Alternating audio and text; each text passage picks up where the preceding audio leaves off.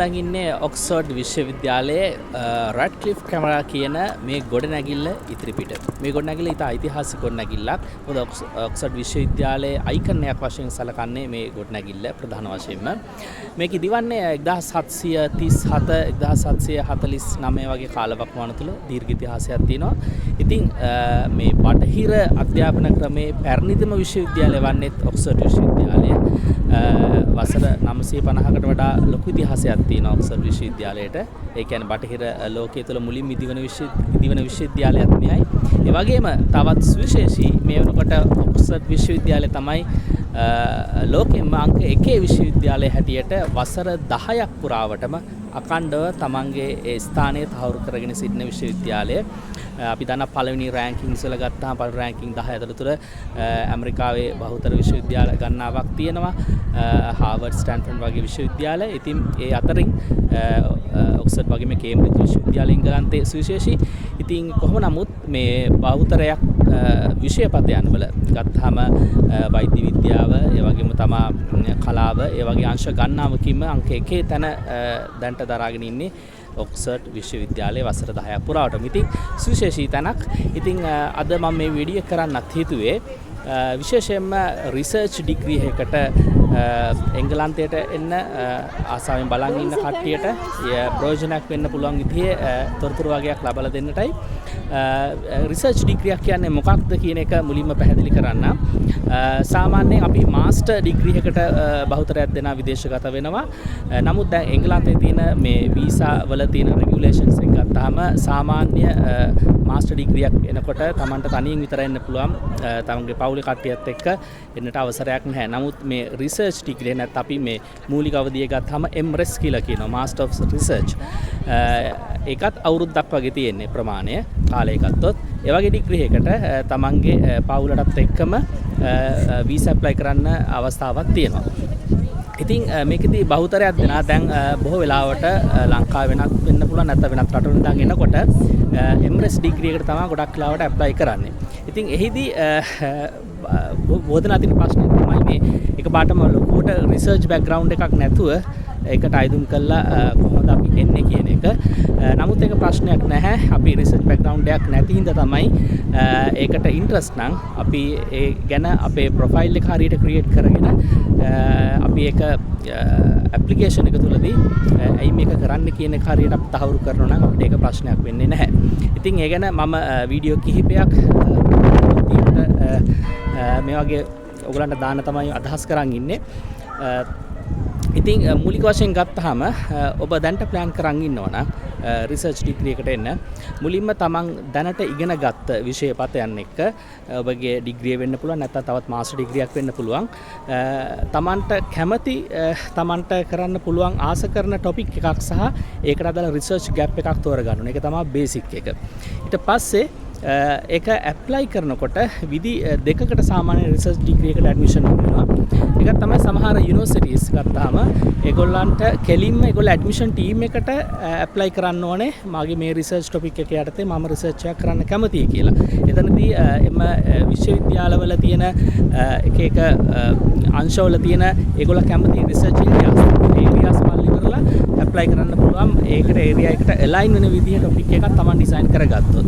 විශේෂයෙන්ම STEM වගේ subjects ගත්තොත් එහෙම ටිකක් ලේසි. මොකද ස්පෙસિෆික් ප්‍රොජෙක්ට්ස් තියෙනවා. ඒ වෙනුවෙන්ම විශ්වවිද්‍යාල වලින් ඉදිරිපත් කරනවා. එතකොට ඒ ප්‍රොජෙක්ට්ස් වලට කෙලින්ම අයදුම් කරලා ඔබට PhD එකට වගේ කෙලින්ම එන්නත් පුළුවන්. සාමාන්‍යයෙන් අපි ගත්තොත් කල්පනා කරන විෂය තමයි වැඩි වශයෙන් දෙන අයදුම් කරන්නේ. ඒක ගත්තොත් එහෙම සාමාන්‍ය පොදුවේ ඇඩ්මිෂන් ටීම් එකටම තමන්ගේ ඇප්ලිකේෂන් එක දාන්න පුළුවන්. නමුත් බහුතරයක් දෙන සාර්ථක වෙන අනිත් ක්‍රමය තමයි සුපර්වයිසර්ට ඩිරෙක්ට් අප්‍රෝච් එක අරගෙන තමන්ගේ රිසර්ච් ඉන්ට්‍රස්ට් එක කියලා සුපර්වයිසර්ත් එක්ක එතන කමියුනිකේට් කරගෙන තමන් ස්ථාවර කරගත්තොත් තමන්ගේ රිසර්ච් ප්‍රොපෝසල් එක සුපර්වයිසර්ට සපෝට් එකෙන් ඇඩ්මිෂන් එක අරන් දෙන්න. ඉතින් වැදගත්කම තියන්නේ වෙනස තියෙන්නේ රිසර්ච් ඩිග්‍රී එකට ආවොත් ඔයාලට කිසිම අර කෝස් එකකට වෙනම සහභාගී වෙන්න, එහෙම නැත්නම් අපි කියන්නේ විවිධ දේශන වලට සහභාගී වෙන්න කිසිම අවශ්‍යතාවයක් නැහැ. කවුරුත් රිසර්ච් එක කරන්නේ කාලේ නිදහස ගත්තොත් එහෙම ලොකු නිදහසක් තියෙනවා. විශේෂයෙන්ම දැන් අර සුපර්වයිසර්ත් එක්ක තිබෙන ඒ සංවාදමය වැඩසටහන් කීපයකට ඇරෙන්නේ. ඒ කියන්නේ අපි කියන සුපර්වයිසර් මීටින්ග්ස් ගත්තාම ඒ වගේ දේවල් වලට විතරයි ඔබ සහභාගී වෙන්න ඕනේ. ඒක තමයි නිකන් සුපර්වයිසර්ගෙන් ඇඩ්වයිස් අරගෙන හැම මාසෙම රිසර්ච් එක ඉම්ප්‍රූව් කරගන්න තියෙන්නේ තමන්ගේ කරන් යන දඩ වැඩ පිළිවෙලත් එක්ක. ඉතින් ඒ ඇරෙනකොට විශේෂයෙන්ම අනිවාර්ය කියලා දේවල් නැහැ. නමුත් බේසික් ගත්තාම රිසර්ච් මෙතොඩොලොජි ගැන එහෙම නැත්නම් රිසර්ච් වෙන ටූල්ස් කොහොමද යූස් කරන්නේ තමන්ගේ රිසර්ච් එකට ආවනික ටෙක්නිකල් නොලෙජ් එකට මොන හරි දේවල් තියෙනවා නම් ඔයගොල්ලන්ට ඒ කැම්පස් එක through ඒ වගේ ඒවට සහභාගී වෙලා දැනුම ලබා ගන්න පුළුවන්. ඉතින් බොහෝ විට ඇටෙන්ඩන්ස් කියලා සලකන්නේ නැහැ.